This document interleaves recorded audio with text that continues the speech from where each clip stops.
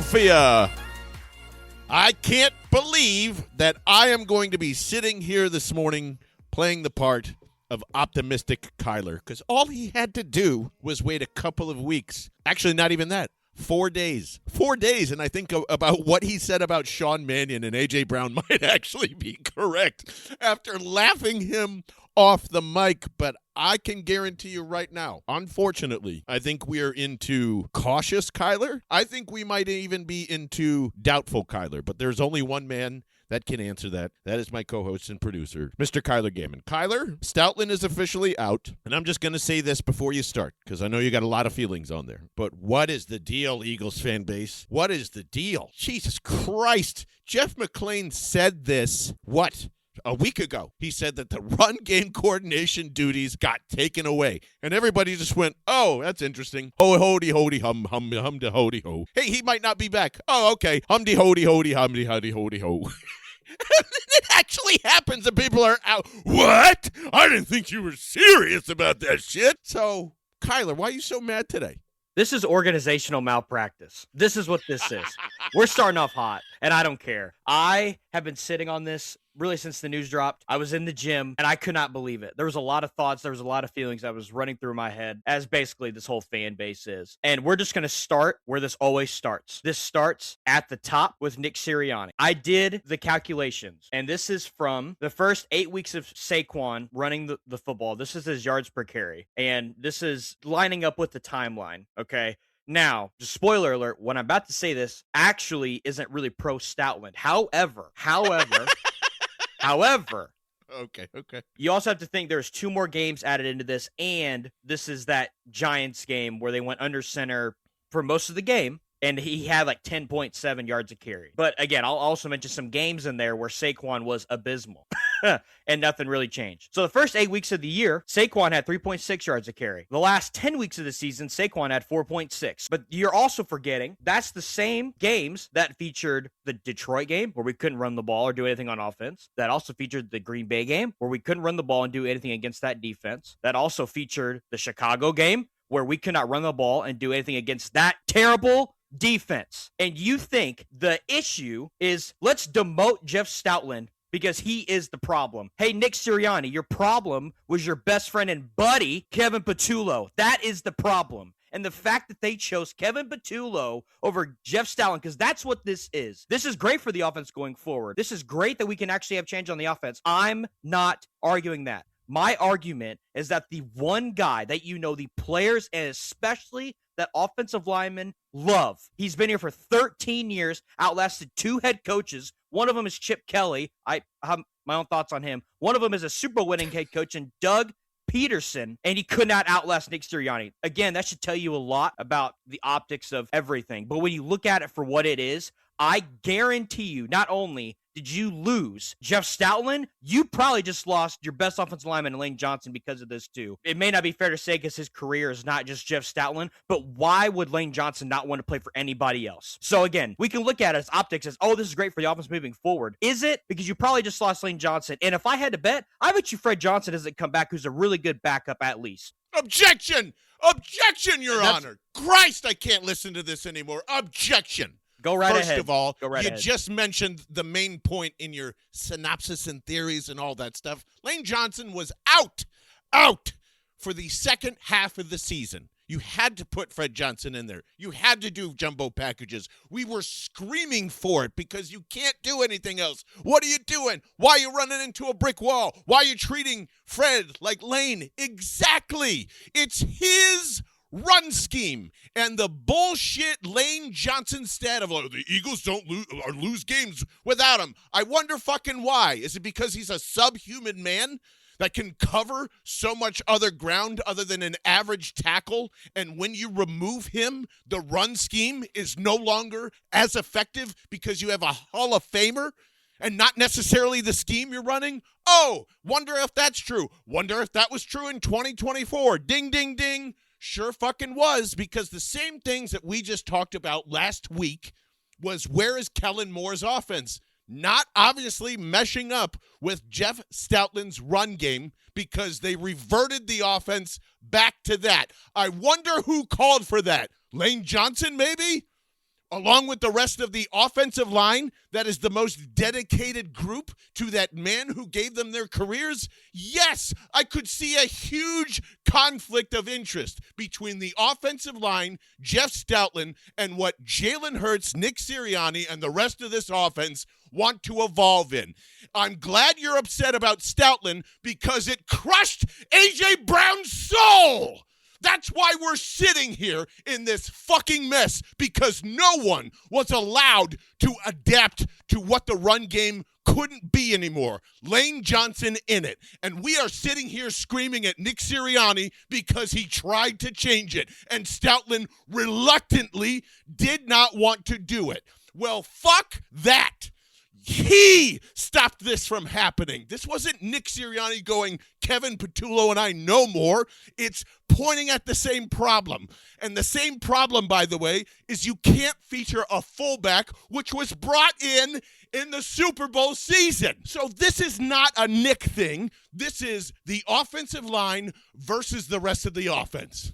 The offensive line has been dictating what this offense does for the exact reason you just said, Kyler. This dude has outlasted 3 head coaches. Lane Johnson's been there now almost longer or the same amount of time, basically, as Brandon Graham, as Jason Kelsey, as Jason Peters. Those guys have the most power in the building. They've been here the longest, man. They've also outlasted head coaches. And we think Nick is shooting from the hip here? Who the fuck do we think he is? Above Howie Roseman? Above the owner? No, these guys, unfortunately, and this is a tough thing to say, are getting in the fucking way of where this offense wants to go. And I'm not saying that Nick is a genius, because he's not, but we have no idea what they want to evolve to. I've been saying under center for a while. It's obvious that they tried to get some of those looks going. And by the way, all of those complaints about why Nick is using 12 and 13 personnel when the tight ends don't work. Hello, Jeff Stoutland, his run scheme, his 11, his 12, his 13. You can't change your looks because as amazing of an O-line coach as he is, and he is, you have to eat his run scheme if you want him to be the O-line coach. And we are way past that now. It was noticeable during the Super Bowl run. It was simple. They weren't doing anything complex. They were beating the shit out of guys, and they ended up with Saquon Barkley. You and I agreed on that. There was no big schematic change that got them to the Super Bowl. The owner didn't even think they were going to make it past week 10. They were going to fucking fire this guy. They were going to ruin the whole thing because Stoutland was not happy. Jalen was not happy. Nick was not happy. However you want to do it. But that timeline from 23 to now has affected everything. And the winning made it all go away, and it popped right back up again. It's the same shit since 2023 here, guys. This isn't like they had one bad season and Stoutland's out. You mentioned Doug Peterson. They zipped his ass out of there too. It got old. It got stale. That means Doug's running game is still in here. That means Chip Kelly's running game is still in here. It's fucking old. Chip Kelly doesn't work anymore. He got fired from the fucking Raiders. He's at Northwestern, for Christ's sake. Ah!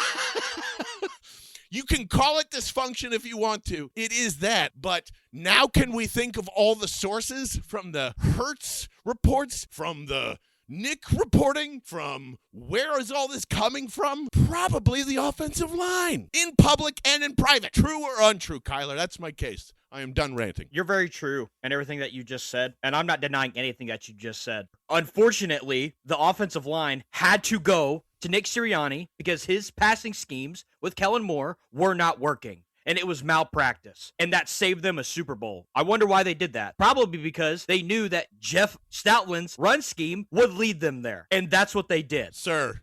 That's what they did. When you cannot change your run scheme, you cannot change your passing concepts. How are you supposed to run out of different formations if you are tied to that 11, 12, 13 personnel run scheme? You're not fooling anybody. Defenses changed. They picked up on this right away. And we're sitting here yelling at either Jalen or Nick the entire season are saying like, these guys suck or they need to move on from them? And do we understand how much his concepts are tied to your passing game? You can't run play action if you wanted to. And I'm not even saying that Jalen can, does, etc. But if you and I both agree that he would like less designed runs and the RPO tends to go away when Nick doesn't have an outside voice, I think this has been more of a Stoutland, Nick, Jalen, AJ issue now. All mixed in, and we still don't really know where AJ fits on this, but if anything, it strengthens my case that Nick and Jalen want to be together and that their identity and what they actually want here is actually going to come to fruition, and I don't view that as a negative, because Mannion could still suck balls. I agree, but man, they are finally going, well, we think we have the guy that can run the stuff that we want to get into. So let's do that. And if it doesn't work, we're going to find out if we need to trade the quarterback,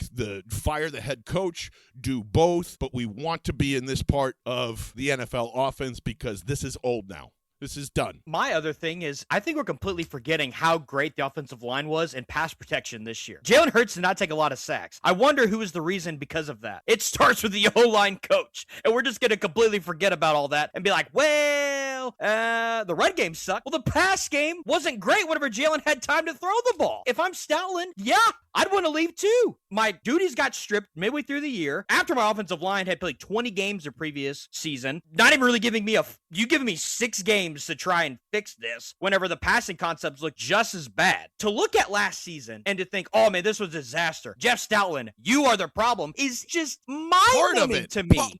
A huge part of it, dude. How do you not see that? Okay, here's a perfect example because we keep using the Raiders game. When they all got fired up, you are not getting that look where Will Shipley is split all the way out in whatever formation that they were to do a fake slant to hit AJ on the go. That's what I'm saying. The run concepts are tied to how you throw the ball. Yes or no? That's just like basic football 101. How many passing concepts can you really get into if you are forced to run that? My whole thing is whenever he got demoted anyway, the run game still was abysmal. Of course it is. You're missing Lane Johnson for the rest of the year. This is not a Lane Johnson issue. Yes, it is. Oh my God, dude. No, it's not. Oh my God. So Lane Johnson's not important? They would have found a running game with Fred Johnson? He is, but they still shit? sucked whenever he was in there before he got hurt. They sucked. It was terrible. Nothing changed. Nothing changed. It did.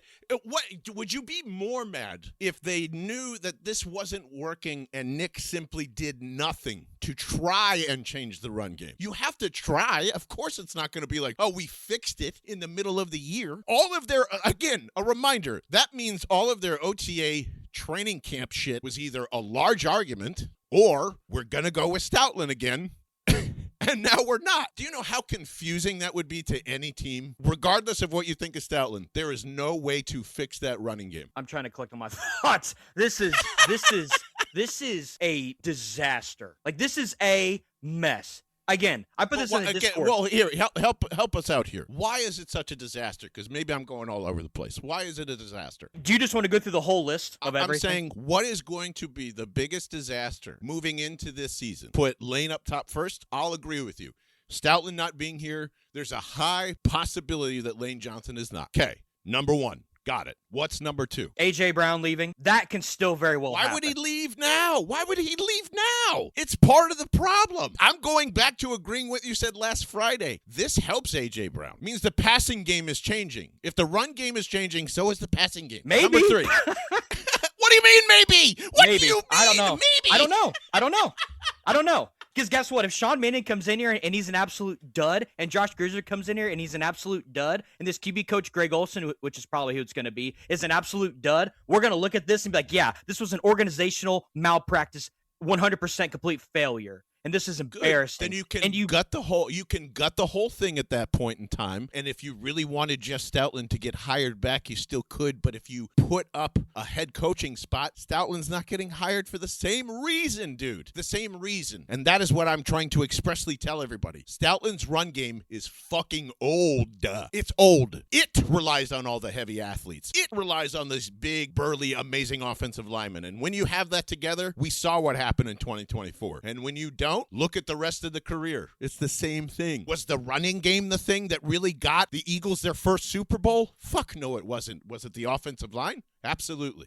So, John, That's what I'm saying. So you're saying Okay. after 6 games of this season, Stoutland's running game got old, but it wasn't old last year whenever they won a Super Bowl off of it and a 2,000-yard rusher. Dude, they've been going through this for 2 years. Since 2023, they have not figured out how to do this. And instead of dealing with the issue, they signed Saquon Barkley. And it worked! Right! And that's not a credit to... That's propping Jeff Stoutland up. It's not going, he's right. It's going, this is the best way to keep Jeff Stoutland, Jalen Hurts, A.J. Brown, Nick Sirianni, and the rest together. And if we don't like it, we can fire Nick. That's what Jeff wanted to do. Someone said no. Don't do that.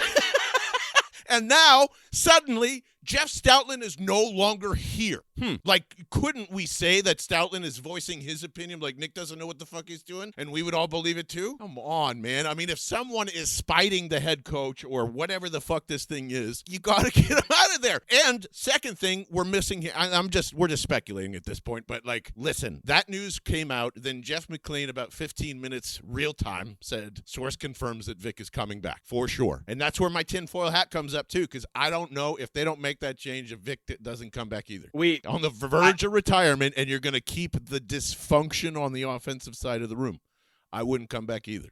This whole thing has my head in a blender because I think it goes so much farther than really I think what we're seeing for what it is. And I cannot... I'm just telling you right now, there better be some serious changes. And this offense... They literally just happened. That's why I don't understand why we're so, oh no. They better be right. To be monumental. It doesn't matter if they're right. They had to happen. If they're not right, then you can fire Nick. It's very easy. And that is why I keep coming back to that. Do you think that they're doing all this to protect Nick? They just fired the most beloved coach in the locker room, chose Nick over him. Why wouldn't they just fire Nick if all the things you are suggesting are true? The bullshit KP hire, which no one has ever disagreed. All of the other stuff that's in there. Like, if Stoutland and Nick are not on the same side, which is screaming at us at this point, that changes my mind on a lot of things. Just the same way that Stoutland got demoted. This is a monumental change. I'm not disagreeing with that at all. If you're complaining about what happened, this is a huge part of it, and we shouldn't bury our head in the sand because the guy's been around for 12 years in the same organization. There is full all-22 footage, which I have. I've watched it myself here recently. You can tell on certain plays that A.J. Brown wasn't blocking as hard as what he should have been, wasn't running his routes as hard as what he should have been, not catching the ball. And Devontae Smith, he's doing all that. And this is after Stoutland got demoted. This is where A.J. really caught the most heat and was begging for the football, and they still lost football games. They still lost them. So how much did this really change, and how much did this save the season? I get that Nick was trying to try, but I don't think you're trying to try. My first go-to would not have been, let's demote the running game coordinator who's had that title for the last 8 years and has been a monumental success of why our offensive line has been all-pro elite level for the last 3 or 4 years. You keep saying offensive line, and I agree, but you have to accept his run scheme as an O-line coach. That's not even debatable. Nick has had to run his stuff since he's been here. And people are going to go, no shit, John. Of course, why wouldn't you do that? Well, it's also 5 years old now, just from Nick's point of view. So it's like, if you see what Ben Johnson's doing, if you see what Shanahan has been doing, and how NFL defenses are playing literally just the Eagles, but everybody else, it's time to give it up. And Jeff sounds like he's not willing to give up his exact scheme, not even adapt it a little bit. That's a fucking rough go for anybody. And I'm not giving credit to Nick in this. I'm not. They made gigantic mistakes, but if you couldn't agree on your run game before the season, well, it's going to look like this. It wouldn't have mattered if it was KP, Brian Johnson, anybody. It wouldn't have mattered. With like inexperienced offensive coordinator, this is what it looks like. So not only are you possibly getting pushed around by Nick, the quarterback, but probably Stoutland too. What a fucking blender. Jesus Christ. Yeah, oh, yeah, exactly. The OC job's great. The OC job's great, guys. Again, the one I will give you one small optimistic point of view, and it is agreeing with what you're saying.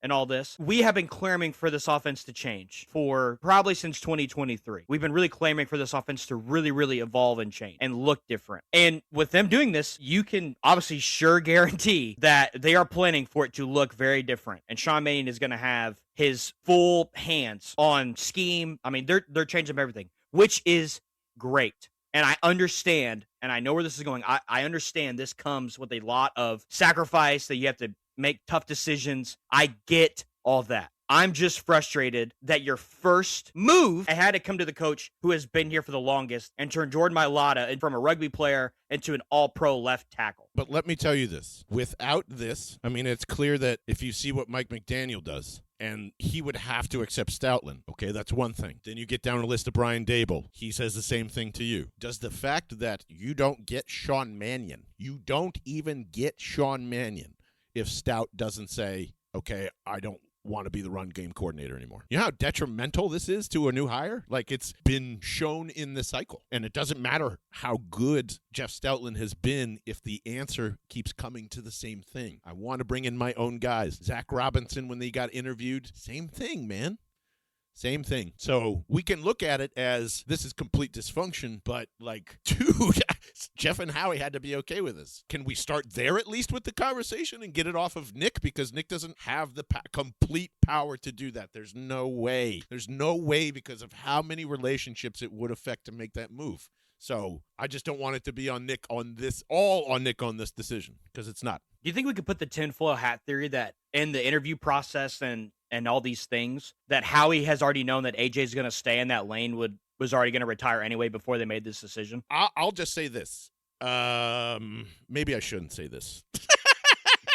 How do I phrase this? I think I already did. So I would say a lot of Derek Gunn, McLean, etc. sources usually come from the offensive line, Stoutland, okay? So take that what you will. The offense over the barrel, if you look at it from this perspective now, whose barrel is it? Is it Jeff's barrel? Is it Nick's barrel? Is it Jalen's barrel? Seems like a lot of people over the barrel.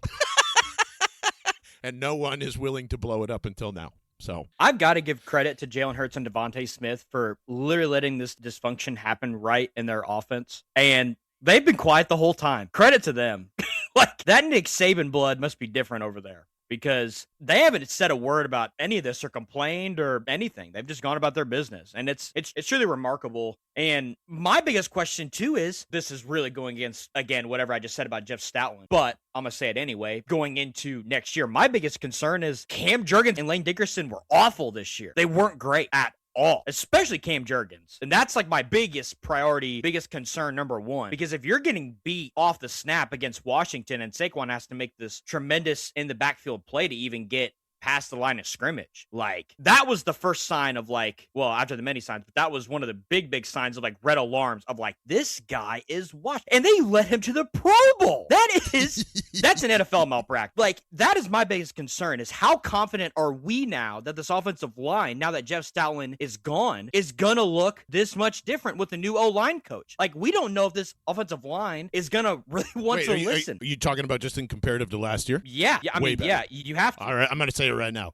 Way better, because I don't have the same concern that most people do with Cam Jurgens right now, or Lane Johnson, or honestly any of those guys. When you don't know the scheme you're running, that's what it looks like. Because if it was one player and it was evident, it's easy to point out. But this was everybody on the offense. Everybody, including Jahan Dotson, who I keep mentioning. Like, why is he always fucking lining up wrong? We have all of our answers to those questions. It is a group unit that was in complete dysfunction, and the O-line coach and the head coach and the offensive coordinator and who knows else were fighting the entire season. So, yes, no, we're going to do this. No, we're going to do that. And from Tim McLean, listen to me.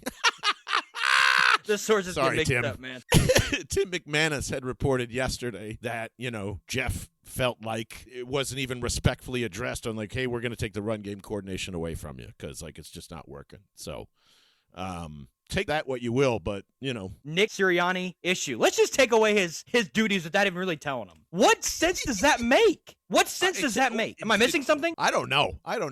Maybe it was just like a very late notice or something like that, and he took it the wrong way. They've been arguing about it for a long time. You can't be completely surprised by it. Disrespected. Of course you're going to feel disrespected. You're going to say, like, wait, you're blaming this shit on me? Fuck you.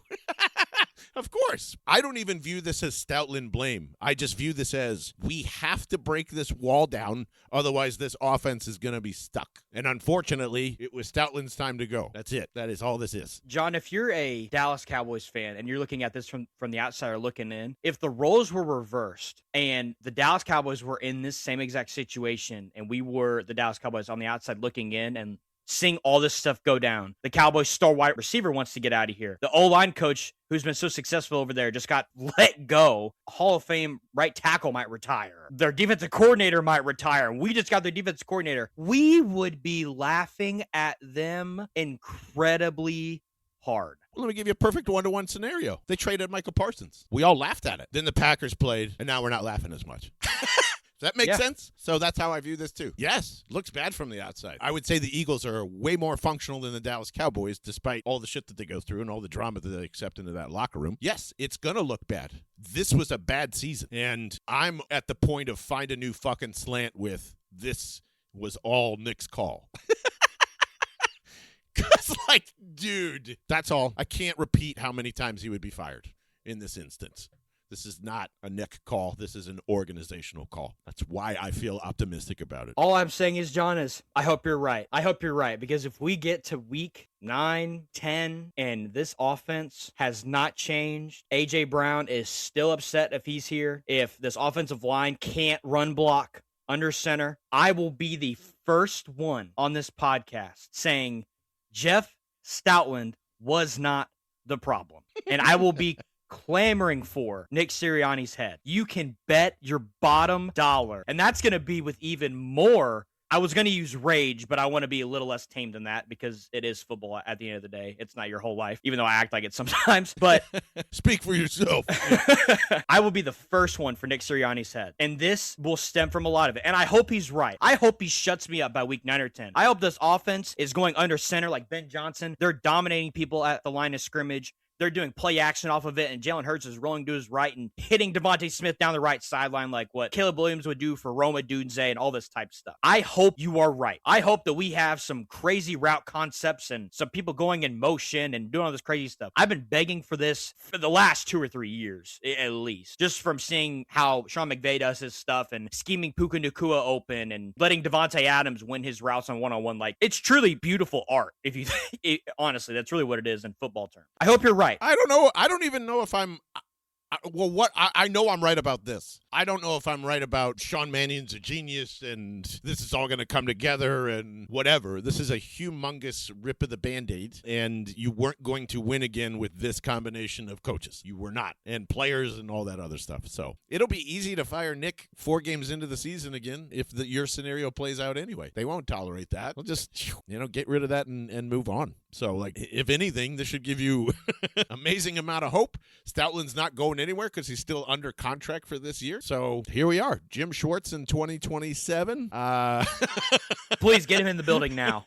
Get him in the building now. You have to get his replacement as like a consultant, or kind of do like what they did with Vic a little bit, where they had brought Vic in during that Super Bowl year of kind of planting the seeds. You have to do that now, like this whole offseason. So it's a big deal. And we're starting the transitional shift of going from that offense heavy to that defense heavy paid salary. So you have to get that dude in the building. If they're going to roll with a guy like Clint Hurt, I'm not mad at that either, because he just interviewed for one of the DC jobs. So he's highly regarded in this league. It's the same thing with Christian Parker. Christian Parker got interviewed for DC jobs last offseason, and I was thankful that he didn't get any of them to translate to All-Pro Quinyon and Coop. You got to get that guy in the building now, and you got to get him into the building this season. It has to happen. And if it's Clint Hurt, that's fine. He's sat under Vic. He's great at what he does. I'm not mad at it if that's the route that you decide to choose. Kyler, I understand where you're coming from and where most of the Discord's coming from, which, feel free to join us and give your thoughts in there. Find us on Twitter, as always, at John Barchard, at Kyler_Gammon. And my tinfoil hat keeps saying Vic had to have a little bit of say in this, even if the question was, would you come back if Jeff Stoutland and Nick are working together? And if his answer was no, well... You know what I mean? I mean, it's just, that's total speculation. I have no idea. But it makes sense to me that, like, if you're Stoutland and Lane versus keeping Vic for another year with your pants down.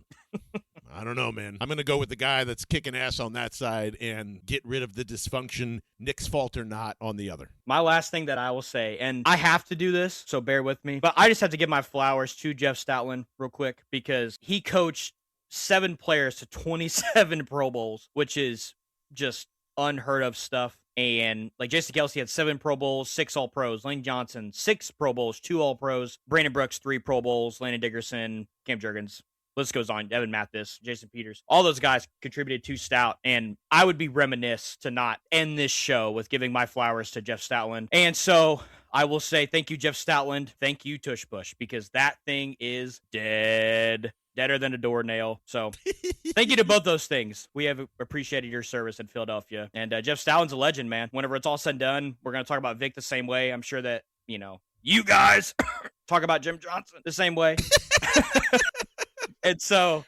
more glowingly, honestly, too. I think he's overcome it. He can't be the OLine coach forever. And so I just got to give my flowers to end the show because how can I not? 100%. He's the best offensive line coach maybe ever. And you can't argue with the entirety of what he did with the offensive line through 3 head coaches. You can't. It's the reason for a multitude of success. Jordan Mailata's career sticks out to me the most. I also think it's funny that you included Cam Jurgens' Pro Bowl appearance while talking about Stoutland, but totally taken away from Cam. That's another subject for another time. But yes, I would never argue that, ever. They are losing one of the best ever. And I hope wherever they are going, it makes sense. It makes sense to me now in terms of process.